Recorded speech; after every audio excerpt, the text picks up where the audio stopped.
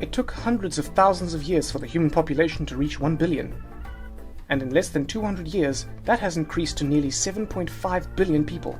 Many scientists calculate the sustainable population to be about 2 billion people, which means we need to manage our resources and food production very carefully to cater to the extra 5.5 billion people. As populations have grown, farming practices have become more intensified to maximize crop yields and ensure that we can feed our ever-growing population. Fertilizers and pesticides are used on crops, and animals may be kept inside in more densely packed sheds to maximize milk yields or egg production, or speed up the time needed for the animal to be ready to be sent to the market for meat.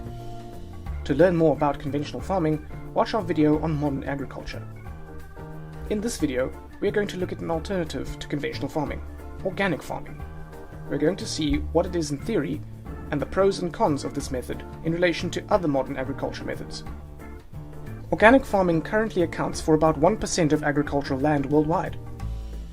It focuses on sustainability and is thought to have less detrimental effects on the environment than conventional farming.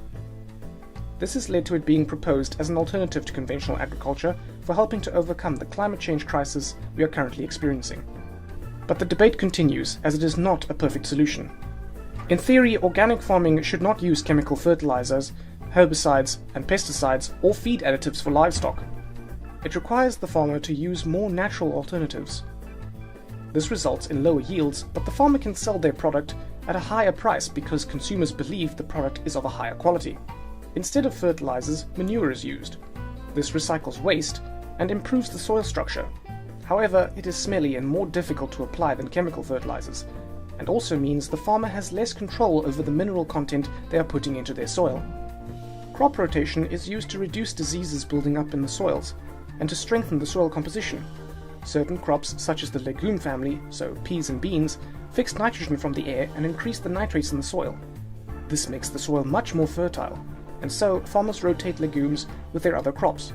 Growing multiple crops is, however, less efficient and produces lower yields than specializing in one or fewer crops.